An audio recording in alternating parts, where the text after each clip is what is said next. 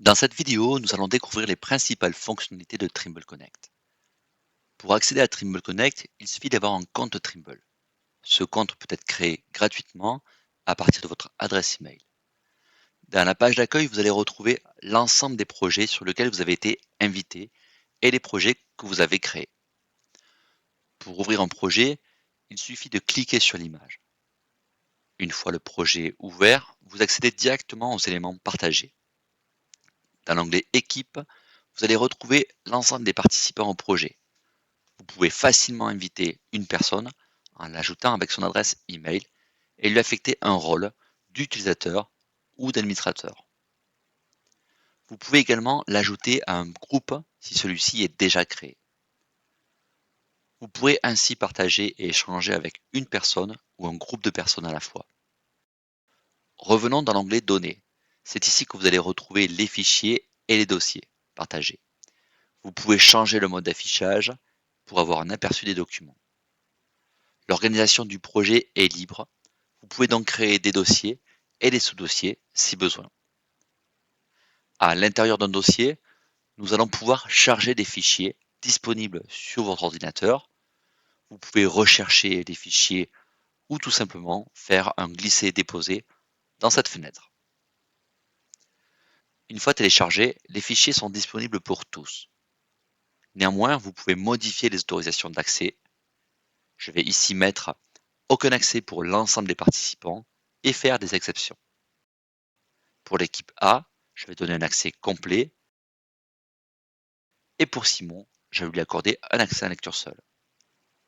Concernant les fichiers 2D, comme les images, les fichiers PDF, les documents Word ou Excel, ou encore les fichiers DWG, vous pouvez les visionner directement avec la visionneuse intégrée à Trimble Connect. Il faut savoir qu'un versionning de fichiers est également disponible et vous permettra de visionner ou de télécharger une version antérieure. Pour ouvrir un document, il suffit de cliquer sur le bouton Visualiser et le fichier s'ouvre dans la visionneuse intégrée. Je vais pouvoir ajouter sur mon document des annotations avec plusieurs formes possibles ou tout simplement avec un stylet. Je peux également ajouter du texte et bien entendu, je vais garder en mémoire ces annotations en enregistrant une vue ou bien en créant une note qui mémorise également tous ces symboles et textes. Je vais pouvoir y ajouter un titre, un commentaire. Je peux également rajouter une date d'échéance, indiquer la typologie, le niveau de priorité et enfin l'assigner à une personne ou un groupe de personnes. Lors de l'enregistrement, les personnes assignées recevront une notification par email qui leur permettra d'apporter une correction sur le document ou bien en ajoutant un commentaire. Vous retrouvez l'ensemble des notes dans un menu dédié. Ici, je retrouve les notes avec les titres, la date de création ou de modification, ainsi que les personnes assignées. Il suffit de cliquer sur l'image pour ouvrir le document. Je peux alors ajouter un commentaire de réponse à la notation. Une note peut être créée librement ou rattachée à un ou plusieurs fichiers. Elle peut être liée à un modèle 3D ou un document 2D.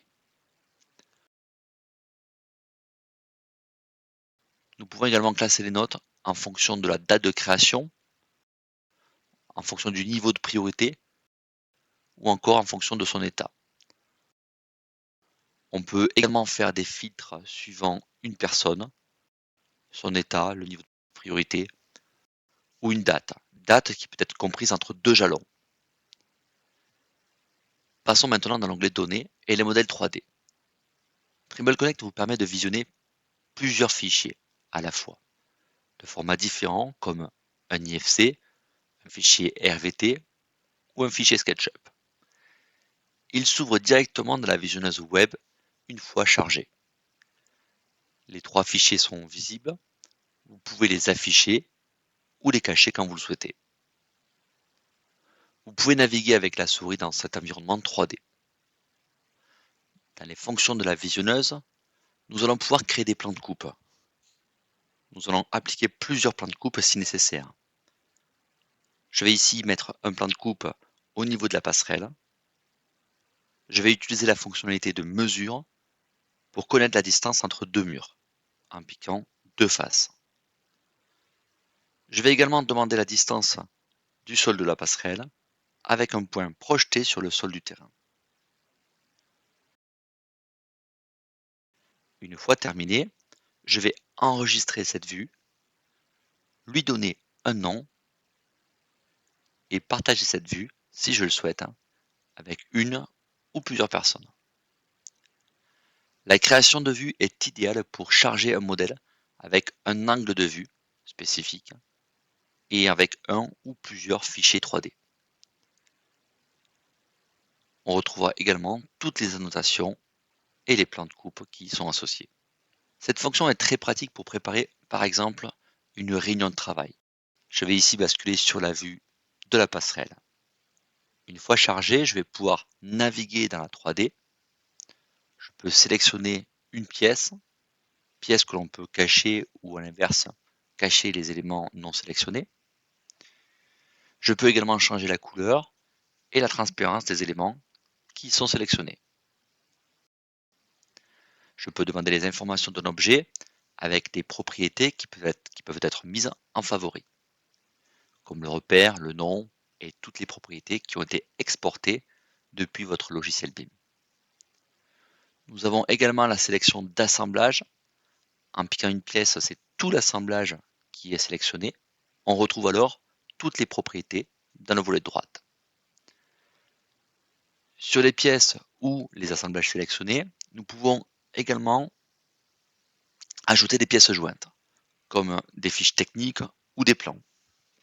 Vous pouvez également ajouter des liens URL ciblant vers une page web. Une fois ajouté, le document est accessible lorsque l'on sélectionne l'élément, puis en cliquant sur l'icône. Le fichier s'ouvre alors directement. Nous pouvons retrouver toutes les propriétés également dans un tableau de données. Ce tableau liste tous les objets du fichier ou seulement ceux qui sont sélectionnés ou visibles. Il affiche les propriétés à partir d'un gabarit personnalisable. Le paramétrage des colonnes se fait ici. Nous allons pouvoir rechercher une propriété et l'ajouter comme une colonne du tableau en faisant un glisser-déposer sur la droite. On peut réorganiser les colonnes, les renommer et l'enregistrer comme gabarit pour ce projet. Dans le tableau de données, on retrouve l'ensemble des propriétés des éléments, ici classés sur le repère. Mais on peut le changer en cliquant sur l'entête de colonne. On peut également faire des regroupements d'objets en faisant un glisser-déposer de la colonne dans cet espace. Les objets sont alors regroupés sous une ligne avec des quantités du groupe et on peut également développer le groupe pour voir le détail. La sélection peut se faire par pièce.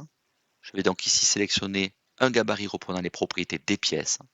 On retrouve la colonne du profil, le nom, le repère, celui de l'assemblage, le poids, la longueur et toutes les informations que vous souhaitez.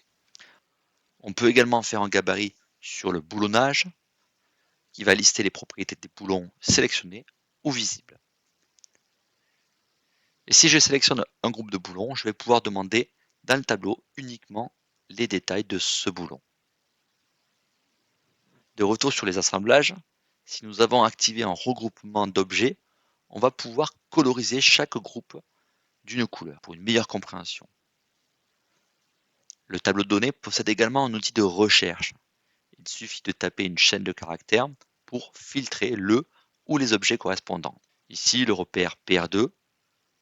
En sélectionnant la ligne, on met en surbrillance l'objet dans la 3D et on retrouve toutes ses propriétés dans le panneau latéral. On peut également afficher uniquement la sélection. En complément du tableau de données, nous disposons d'un organisateur. Cet outil permet d'organiser les objets selon un ou plusieurs critères. Cette organisation peut être manuelle, mais si vous avez déjà effectué les regroupements dans le tableau de données, il suffit de l'enregistrer en tant que groupe basé sur des règles. Dans ce cas, l'arborescence se fait en fonction du regroupement, comme ici avec le nom. L'organisateur nous permet de sélectionner directement les objets souhaités. En parallèle, nous pouvons lire dans le tableau de données uniquement les propriétés des objets qui sont sélectionnés. Grâce à ces deux fonctionnalités, il est donc facile d'accéder à des propriétés. De plus, si le fichier évolue, les nouveaux objets seront automatiquement rangés au bon endroit. Vous pouvez également imprimer votre tableau de données directement vers une imprimante ou l'exporter vers un format de type CSV pour remanier la donnée sur un autre logiciel. Dans les fonctionnalités avancées de Trimble Connect, nous allons pouvoir ajouter de la propriété aux éléments. Pour cela, vous allez devoir créer ces nouvelles propriétés dans votre compte ou sur votre projet. Une fois créées, on va pouvoir rajouter ces nouvelles propriétés aux objets que l'on souhaite. Ces propriétés peuvent être des menus à choix multiples, il peut s'agir de date ou de texte libre.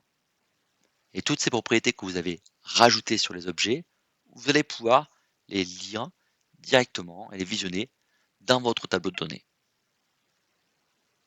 En faisant un regroupement, suivant le statut d'avancement, on distingue les éléments qui sont en cours et les autres. En organisant les éléments suivant un autre critère, comme la date, je peux sélectionner certains éléments et limiter l'affichage à cette sélection. Dans cette sélection, je peux attraper certains objets correspondant à une date et changer leur apparence. De cet affichage obtenu rapidement, je peux enregistrer une vue, comme celle-ci, et créer un phasage de construction. Puis faire défiler les vues une à une pour simuler un montage à venir, par exemple. Dans l'application Trimble Connect pour Windows, nous allons retrouver le travail fait dans la version web avec notamment les notes, comme ici la note sur le gousset. On retrouve le modèle avec le point de vue, les plans de coupe et les différentes annotations, ainsi que le commentaire que l'on peut venir compléter, ou encore cette autre vue enregistrée qui charge le modèle MEP et celui de la structure. On retrouvera également les autres vues que l'on peut regrouper, puis lancer un diaporama pour voir l'animation d'un phasage.